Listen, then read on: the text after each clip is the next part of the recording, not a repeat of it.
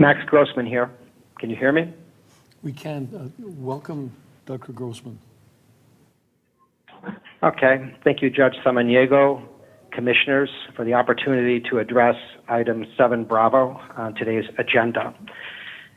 The Debt Plaza, appropriately called. I just want to air some basic facts here so that we're all firmly rooted on the ground.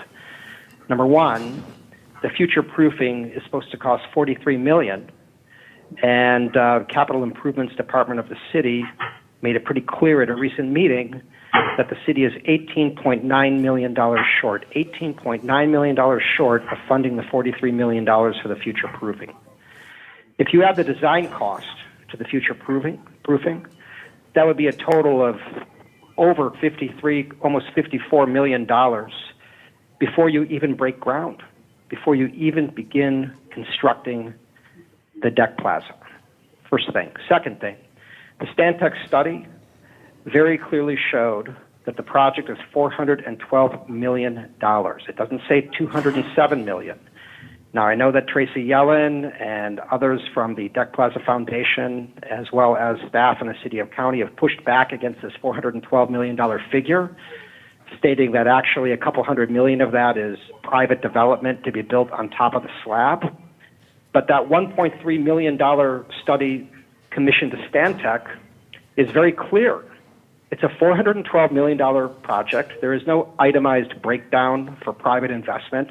That's the number. The study costs $1.3 million, and unless you conduct another study from another firm that says otherwise, that's the figure I'm going with. Number three, the city applied for $100 million in funding through 8 grants, and so far has won under $100 million. In the meantime, federal and state grants totaling over $60 million have been rejected, with only about $39 million pending. That in itself is the kiss of death. Most of the funding that has been applied for has been rejected by both the state and the feds. Number 4, we have the new Elevate the Debt webpage, okay? And it says there on the webpage, for the first time I've seen anywhere, that $35 million that is supposed to come from the private sector towards this project will not go towards construction, but rather for amenities. That is for private investment. So that $35 million is not earmarked toward the cost of the project, but for private investment that's going to yield a profit to private investors. And I think you need to take note.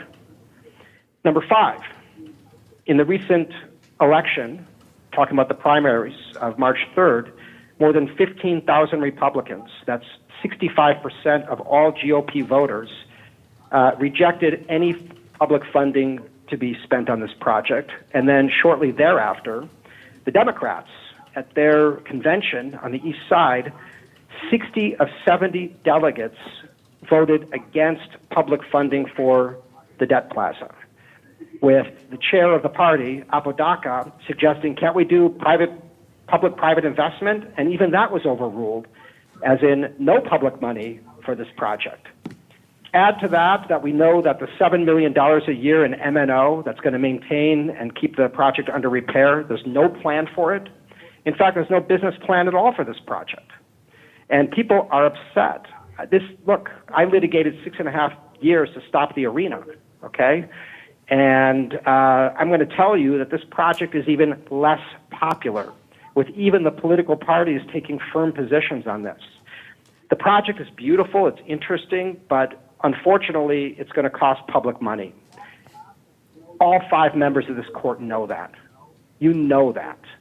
And, you know, people are going to lose elections over this, and already have. You need to listen to your constituents, listen to the people, and get the government out of the entertainment business, whether it's arenas or stadiums or water parks or debt plazas or trolleys. 30 seconds. Government needs to focus on its core functions. That is what the people demand. In the case of the county, it's streets, it's the judiciary. You've got core functions that you need to attend to without committing public money to a project that should be privately funded, if at all. Thank you so much for letting me speak on this issue. God bless. Thank you, Dr. Grossman.